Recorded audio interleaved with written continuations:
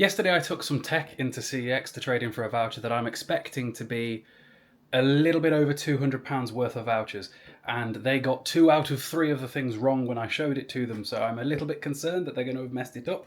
So I've got screenshots of what each item is supposed to have been so that we can compare it when I get there, just in case, because, you know, 2 out of 3 being wrong is not a good ratio. So today we're going to go and collect that voucher. I left the stuff there for testing yesterday. It should be done by now. Realistically, it probably shouldn't have needed testing. It's just a policy thing because of the fact that all 3 of them were literally sealed and just had never been used. It's a true shame that you can't take like power supplies and things like that to CEX too, because I've got more that I could take otherwise. But yeah, that's the plan for today. We're going to go and have a look around CEX. We're going to go and collect me vouchers, and then I'm going to finish off moving my shelves around because I've got all of that big pile of PS2 games that needs to make its way up there that isn't going to fit, which means every single one of the shelves is going to have to shift one down. And then I'm also thinking that these DVD box sets that are on top of the games that have been up there for literally 3 years, like I daren't to touch the top of some of these boxes. It must be not good. I'm going to move them out into the other office. So I'm currently putting together this office still. This looks like a true little streamer's room at this point, with the camera over there, the ring light and the multi-monitors and stuff. But realistically, it's just kind of storage and things like that. So again, here's that power supply I was on about, a HX1500i. That'd go for a pretty penny. I'm thinking that those DVD box sets can live on top of those wardrobes, or potentially in these shelves that have existed since ever, just as something to put on them, you know? And then what that will do is it will free up the top of the billies for collector's editions of games, because there are a few different collector's editions that I intend to at some point collect. I'm thinking, for example, that Fallout 3 one can go up there, the Painkiller one, the Demon Souls one. I want to get the Borderlands 2 one with the loot crate. I want to get, what is it? The Corvo Etano mask from Dishonored 2. All that sort of thing. And it'll just make up way more space if we can do that. It'll make it look more cohesive too, being as that side of the room is basically all of the DVDs and movies now, and this side of the room is the gaming stuff, especially with the fact that we put together this shrine in that last video. I also said there was something else I want to show you. So I've moved some of the box sets off of the top of there, or the ones that were behind stuff, because there was a lot that was hidden, and I've put them over here on top of this. These are just the sorts of ones that I like the most, you know. There's the 2 Ben 10 ones, the 2 Digimon ones, the Dungeons and Dragons one, and the Disney Classics ones. Shout out to Frame a Game, by the way. If you want to get anything framed like this, he can pretty much facilitate any sort of layout or anything like that if you want stuff shoved on your wall.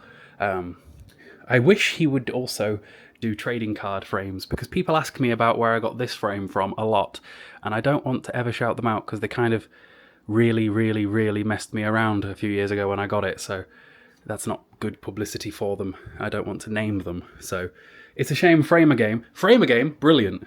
That company, so yeah. I mean, maybe really messing me around was a little bit harsh. He wasn't really messing me around, but things took way too long to get here, and I ended up getting a bit of a refund because of that, and it was just a thing, just a small thing. So yeah, anyway, I'm off to CX in a second. I have also got a stack of 360 and a single Xbox or a couple of Xbox One games to trade in. Just stuff that I've either replaced on PlayStation 3 or is forever going to be on Game Pass and is just taking up room on my shelf that doesn't need to be. So getting gone, because again, need the shelves to be consistent and stuff like that. Let's go. Well, our usual daily judgment of whether or not town is busy. Relatively busy. I should get one of those mounts that I can put the camera on. They make like millions of them. I've been tempted to get a little magnetic one to put it on my fridge at home so I can put you on that. Because what I can do is I can make it active track my face, where now, it doesn't matter where I move the camera, look, it keeps me centered. It's just a thing the camera can do. So I could have the camera be stationary and I could move and it would track me. Cool stuff. Right, let's walk across. So I've told you guys about how Stafford CX is trying to become a bit more of a hardware store. I think they're already making moves towards that front with just how many more consoles they're getting in all of the time, which a little bit of foreshadowing here, because look what I spotted in the window just there, £180 backwards compatible PlayStation 3, along with 3 different versions of the PlayStation 1, the PlayStation, full stop, the PlayStation Classic, and the PS1, with without the number. It's interesting how many different variations upon each console generation there have been. It feels like the PlayStation 2 didn't... Actually, that's probably not true, because I have seen loads of different versions. It's weird, right? The PlayStation 2 in my head seems to have not had very many versions. I know there's the Slim, the tiny one, because I've had it, and there's like 3 of them in this CEX. But the original PS2 that everybody imagines when they think of PS2 seems to have just ruled the market. I mean, I suppose perhaps that's because it literally did rule the world. I'm pretty sure that even to this day, it's the best-selling console of all time, even beating out the Switch. And realistically, the Switch probably should have won, given the time span throughout its life. Like, how old was the Switch by the time the Switch 2 came out? Nearly 10? Something nuts like that? Its generation was ages. But yeah, I came in today to get some vouchers, and it ended up being a really productive day. I didn't mean for it to, but yeah, I'm also keeping an eye on PS3, because they keep telling me there's cool PS3 stuff in. I think 2 or 3 times I've had it mentioned to me now, because the staff like to, because in here the staff all know me just by heart now. It's been enough. And to be fair, a couple of the staff in here I've known from when I was a kid anyway, but they tend to pre-warn me whenever there's something cool headed to the shelf. There's the Devil's Cartel that I bought back in the other day that I managed to swap for my better version. Nice. As well as taking in the 360 version today. That game is not evading me, as it were. But I even took a look at the DS stuff, because I'm about to have a lot of vouchers. I'm about to have about £600 worth of vouchers, which I'm tempted to either save towards the next huge purchase, like that pays for like Michigan Report from Hell if that pops up back again, or most of Gun Club if that ever does. But it would also pay for just the bits and pieces I buy most days for the next months and months and months. So, a little bit undecided there as to what to do. I'll think about it. But you guys will see what I got today. I just bought something that was definitely not on the plan when I walked in. Oh dear. I mean, at least it was kind of free, I suppose. I'll show you what I got when I got in, but yeah, built a voucher and used half of it just like that. I got a decent chunk of money for those games too, so I traded in, I think, 12 games, and I got £20 for it, mostly because of Army of Two, The Devil's Cartel, going for as much as it did. But I also got myself mayo chicken, because it's been a while since I grabbed myself one of those on my way out. I also realised that I could have parked, so I'm going to the cinema later, so I could have parked on the other car park. There's a car park there's a car park I use whenever I go to the cinema, and it costs like £1.30 after 6 PM or £1.30 all day on Sunday. And it's way closer to CEX.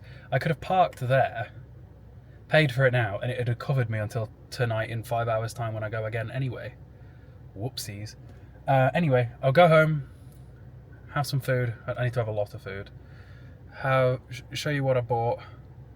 I could do going to the gym today. I'm not sure what time of day that's going to happen. I need a lot more food in before I go to the gym, but... Alright, let's go home. What a weird day. Alrighty then, so I'm home. Let me show you what I got from CEX today. I got a pretty rare PS2 game, decently rare, don't see it very frequently, and obviously something else. God, it's warm in this room. I wish that I got aircon in here too. I got aircon in the master bedroom and my office, and not the living room, because I figured, oh, just open the door. It doesn't work like that. Lots of flies, and every dog barks at each other. It doesn't work. My aircon's due a service like now, but they're like delaying it because so many people are getting installations and they've not got the manpower to do the services, which is a bit of a dodgy thing to say, by the way. But it's like, oh yeah, you've paid for a service plan, but we're going to delay it because we're making more money with installations. It's like, yes, but come on. Anyway, I do wonder, could I get a third unit put in, like added to the system? It couldn't be that hard because it's only on the other side of that wall. Like, look at this. The aircon unit is on the other side of this wall, the box thing that they'd have to connect it up to. So surely it'd be the easiest one of all of them to connect it to. They'd probably have to like change the power of it or something like that because it's got 3 to power rather than 2. But it can't be that hard because it would be a big upgrade. That's my next house upgrade, I think. Aircon in this room too, if it's possible. Anyway, let me show you what we got. First things first, I got Def Jam Vendetta. Fight for New York is 38 quid, and I see it pretty... I wouldn't say... I'd say uncommonly. It's rare, but like, I do see it. Whereas this one, I don't think I've ever seen. So I bought this.